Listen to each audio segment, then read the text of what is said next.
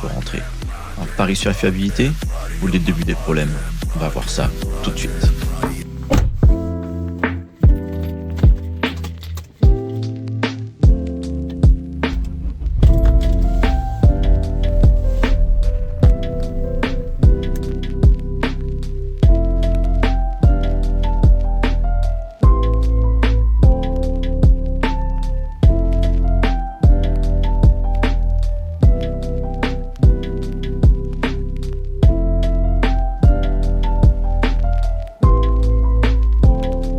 Destination Paris-Nord.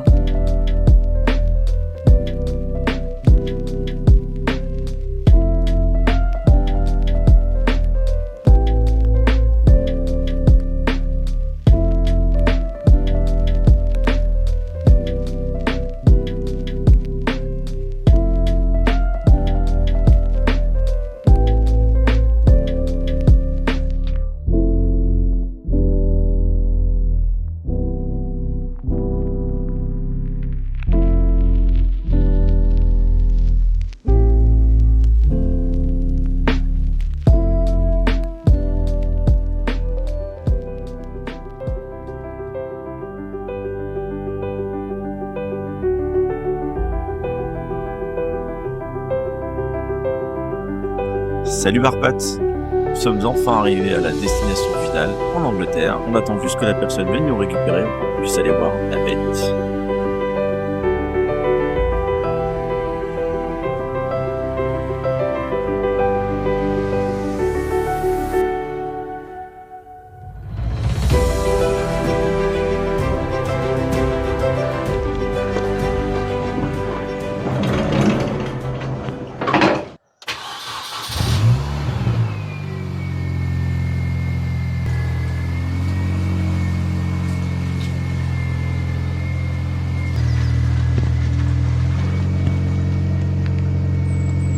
Et voilà la nouvelle voiture du garage Barpat. Donc vous l'aurez reconnue, c'est une petite Mini Cooper S de 2005. Elle a un petit peu de vécu, quelques signes d'usure. Ça va faire à peu près 4 ans qu'elle roule quasiment plus. Elle sort de temps en temps histoire de rouler un petit peu. Donc elle a besoin d'un peu d'amour. Il y a un petit entretien de fait avant qu'on la récupère, plus le contrôle technique local. Et là, on va être prêt à embarquer pour la route du retour.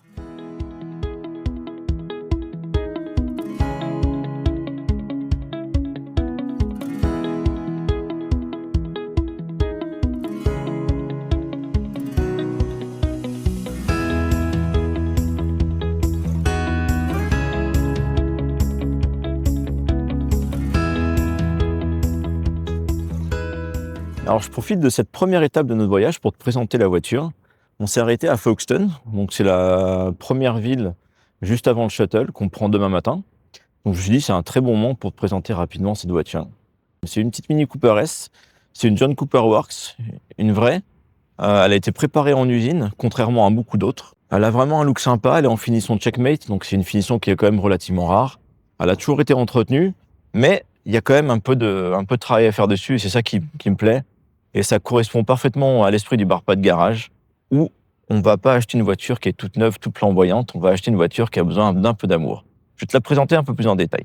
Alors, sous ce capot, on a un moteur Tritec. Alors, le Tritec, c'est un Alicis qui est né d'un mariage improbable entre Chrysler et Rover. Son secret, c'est que c'est un bloc en fonte. Et ça, c'est du solide, et c'est lourd, c'est costaud, ça prend la pression sans problème. Et à l'époque, on ne cherchait pas à gagner chaque gramme pour le CO2, on cherchait vraiment à faire un moteur qui encaissait et la puissance et les kilomètres.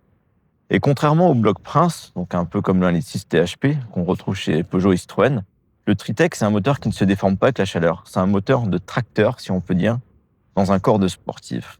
Après, il y a la différence entre le compresseur et le turbo. Donc sur l'Alicis THP, on retrouve un turbo, mais sur ce moteur Tritec, on retrouve un compresseur. Et là, comme tu peux voir, on a l'échangeur qui est en partie haute du moteur pour prendre tout l'air de la prise du capot. Et on a un compresseur Eaton M45 qui est lié mécaniquement au moteur via une courroie.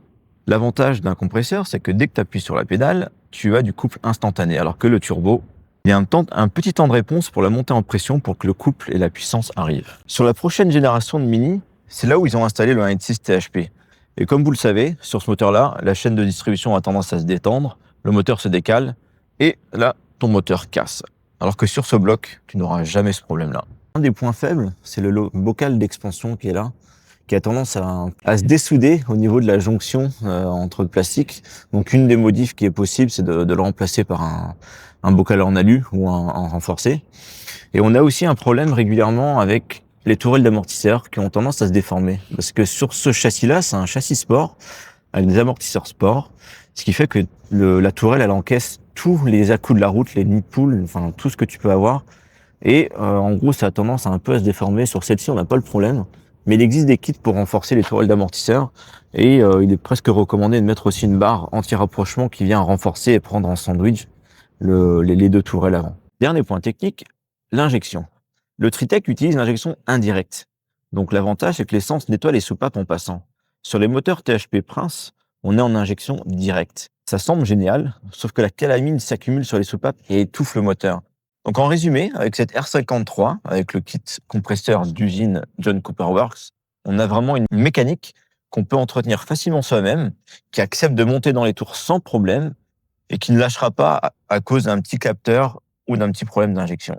Alors oui, on est d'accord, elle consomme entre 10 et 11 litres au 100, mais quand on achète une voiture comme ça, on n'achète pas une voiture économique. Mais dès qu'on entend le compresseur siffler sur cette moteur, on oublie toute la consommation et on comprend très bien pourquoi les puristes ne jurent que par le R53. C'est vraiment la dernière Mini construite à être solide, performante et sympa à conduire.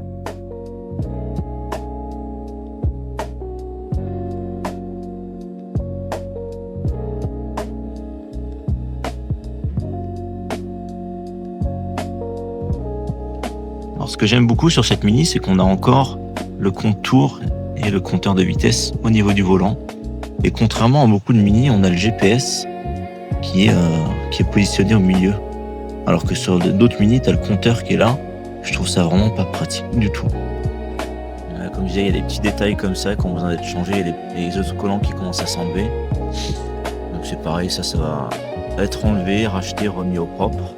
Et on a aussi les phares qui sont ternis, mais vu que ce sont des phares pour conduite à gauche, il va falloir que je les remplace et je vais peut-être faire une modification pour les passer en LED et conduite à droite. Voilà, les présentations sont faites avec cette belle petite Mini. Alors c'est pas la Mini la plus confortable, mais c'est une Mini qui est vraiment bien aboutie, qui est puissante, qui est sympa à conduire. J'en ai pas trop parlé en détail, mais elle a un châssis sport. Elle a un différentiel à glissant limité d'origine. Elle a des freins qui sont plus gros. Et la particularité du kit John Cooper Works, qui a été monté d'origine en usine, c'est qu'on a une culasse qui est retravaillée. On a une ligne d'échappement qui est spécifique. On a une boîte à air, les injecteurs qui sont différents. Enfin, on a vraiment pas mal de petites subtilités qui font que c'est une voiture qui est vraiment unique. Et elle développe un peu plus de 210 chevaux. Donc 210 chevaux pour une voiture de cette taille-là, il faut vraiment dire que on peut vraiment dire que c'est un kart. Et c'est vraiment un plaisir de la conduire et j'ai hâte de pouvoir l'exploiter un peu dans les sinueux. Et ça, on verra ça dans une prochaine vidéo. Il ne reste plus qu'à reprendre la route demain matin pour prendre le shuttle et direction la maison pour qu'elle puisse être garée dans le garage Barpat. On va essayer d'exploiter un peu ce moteur là, sur la voie d'insertion.